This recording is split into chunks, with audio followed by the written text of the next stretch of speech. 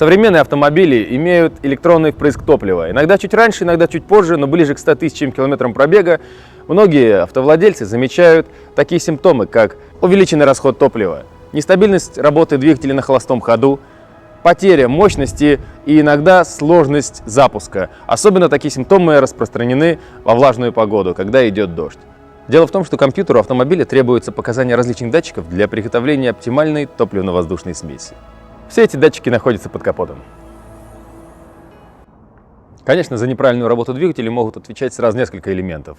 Здесь и неправильно выставленный или увеличенный зазор свечей зажигания, забитый воздушный фильтр и даже более вязкое масло тоже может послужить увеличенному расходу топлива. Но, как правило, за неправильное приготовление топливно-воздушной смеси в 95% случаев отвечает датчик массового расхода воздуха. ДМРВ, MAF Sensor, Air Flow Sensor. У этого датчика много названий, но всего одно предназначение – отслеживать необходимое количество воздуха, проходящее через воздухозаборник, дальше через воздушный фильтр и в камеру сгорания. И давать правильные показания, чтобы компьютер мог приготовить оптимальную топливно-воздушную смесь. В этом видео мы поговорим о том, как определить неисправный датчик ДМРВ и возможно ли его почистить, или же эту ситуацию изменит только дорогостоящая замена этого датчика. Именно вот этот маленький парень виновник увеличенного расхода топлива, датчик массового расхода воздуха. Если с этим датчиком есть проблемы, то компьютер выдаст ошибку, и очень часто она загорается в виде check engine. И чтобы проверить его работу, есть несколько способов. Первый и самый простой способ узнать о неисправности этого датчика – это когда машина сама подскажет и выдаст на табло ошибку check engine. Но в моем случае check engine не горит. Но это совершенно не значит, что в компьютере нет ошибок. Итак, плавно мы перешли ко второму способу. Для этого нам потребуется ОБД-адаптер и телефон.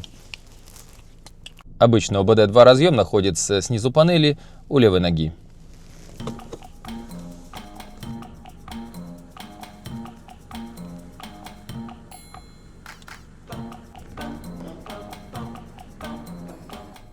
Следующим этапом подключаем Bluetooth и заходим в ОБД-программу. Я использую торг, вы можете использовать тот, который вам нравится. Итак, адаптер соединился с телефоном и с машиной. Нажимаем «Считывать коды ошибок». Это может занять какое-то время. Если у вас все еще нет ОБД-адаптера, рекомендую прикупить. Очень полезная штука. Итак, мы видим, у нас две ошибки. P0102 Mass or Volume Airflow Circuit Low Input и P0113 Intake Air Temperature Circuit High Input. Осталось только ввести в поисковик и узнать, что это за ошибки. Ошибка P0102 Subaru означает, что в блок управления двигателем ECU от датчика массового расхода воздуха MAF Sensor поступает низкое напряжение. Так, ошибка P0113 Subaru. В модуль управления двигателем поступает сигнал от датчика температуры входящего воздуха выше ожидаемого.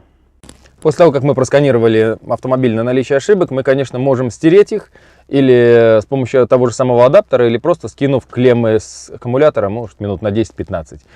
Иногда это помогает, но, к сожалению, не в моем случае, потому что я стирал эти ошибки, они тут же появляются снова.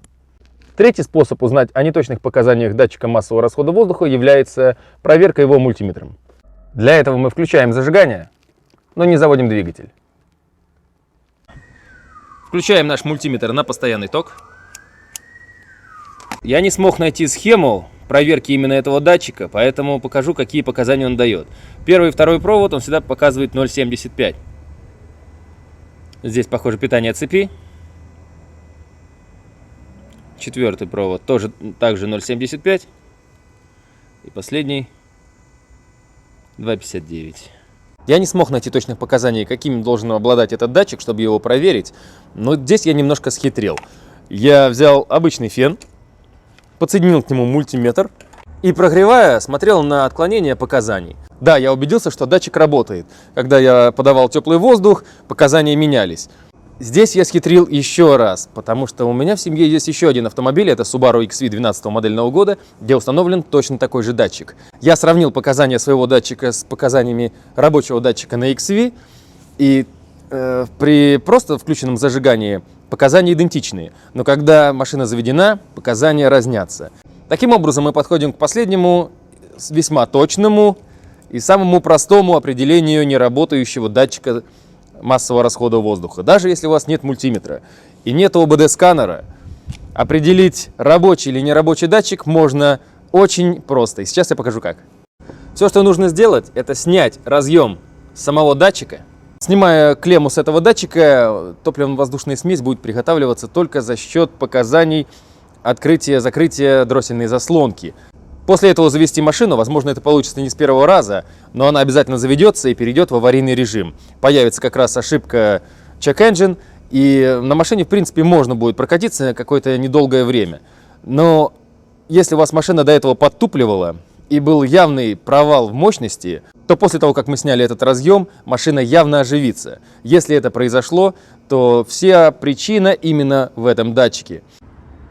После наших способов диагностики мы подтвердили, что наш датчик массового расхода воздуха показывает неправильные показания компьютеру, и поэтому у нас, в моем случае, увеличенный расход топлива. Я специально заправил полный бак, прокатился по городу 100 километров, и потом приехал, заправил снова полный бак. И меня залили 17,5 литров. То есть я потратил по городу 17,5 литров. При этом я ездил достаточно аккуратно. И нестабильность работы на холостом ходу, особенно при притормаживании и во влажную погоду. Такое проявлялось чаще всего. В настоящий момент этот датчик полурабочий. Конечно, можно было купить абсолютно новый, заменить, и, скорее всего, проблема полностью бы исчезла. Но новый датчик субаровский стоит баснословных денег. Там около 12 тысяч. Если смотреть точно такой же Denso, а установлен Denso, хотя, в принципе, наверное, просто не будет самого значка Subaru, тот будет где-то около 8,5 тысяч. На всем известных сайтах, такие как AliExpress, такой датчик можно найти от 1000, в принципе, 1,5, 2 и 2,5. Там даже указывается, что датчик оригинального качества, и кое-где даже сама эмблема Subaru есть, она немного там зачеркнута, там подмазана, но я думаю, что это тот самый датчик, и он будет работать, в принципе, прекрасно. Для тех, кто скептик и думает, что с AliExpress датчики не стоит заказывать, потому что они будут работать неправильно, либо вообще около 10 тысяч поработает, и потом на выброс нужно будет все равно покупать оригинальный или с разборки искать. Нет. Посмотрите мое видео, как я менял шлейф руля и заказывал с AliExpress буквально там за 1500 рублей. Тот самый шлейф, который оригинальный, стоит около 15 тысяч. И он прекрасно работает, все кнопки работоспособны, и уже прошел год. Никаких нареканий. Даже если с ним что-то случится через год, 2, 3, не дай бог, я также закажу с AliExpress этот шлейф, поменяю за 1500 и точно не буду заказывать его за 15. Такие датчики достаточно хорошо работают, и их срок приблизительно 150 тысяч. У меня еще даже пробег не дошел до 100 тысяч, поэтому я думаю, что он рабочий, просто он засорился. Кто-то считает, что его нельзя помыть, почистить, потому что там платиновые вот эти элементы, они стираются, потом показания уже все равно некорректные. Кто-то считает, что его можно прочистить и, в принципе, восстановить его работоспособность. Я прикупил вот такой вот специальный очиститель, специально ждал его 4 дня, он недорогой. Специальный очиститель для расходомера воздуха.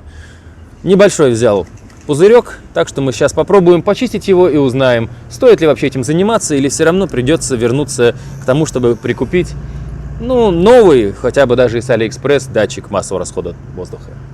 Для этого нам придется его сначала снять.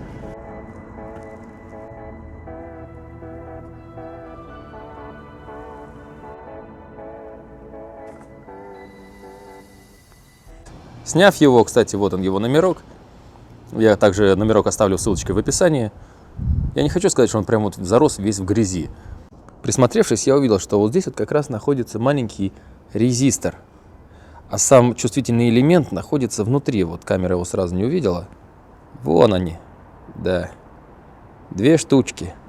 Вот они как раз могли зарасти вот эти вот пылью, какой-то, может быть, маслянистой пленкой. В инструкции указано, что нужно будет снять сам датчик и распылить большим объемом по всем чувствительным элементам. Также получается и в это само сопло отверстие. Ну что ж, попробуем.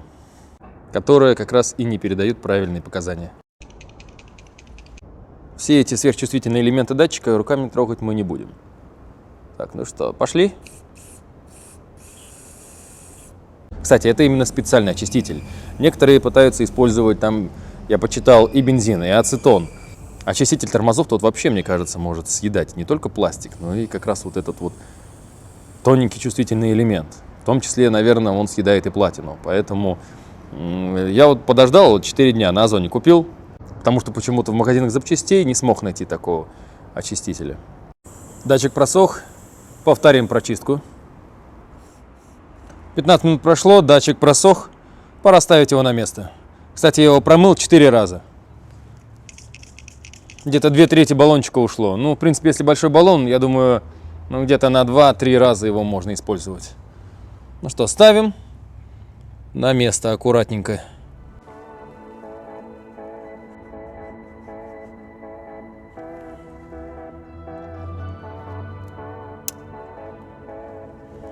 Мы снимали клеммы с датчика массового расхода воздуха, и теперь на табло появились ошибки. Сейчас я удалю эти ошибки, мы проверим, что изменилось и не появляются ли они больше.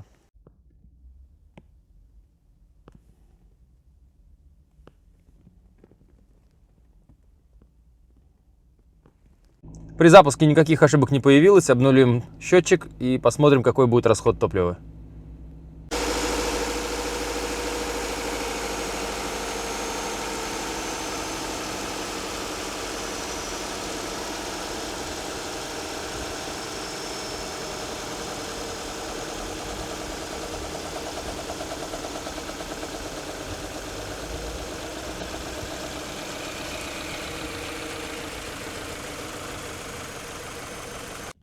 Ну что, ошибки я сбросил, осталось только покататься, посмотреть, как себя ведет машина и какой расход топлива на данный момент.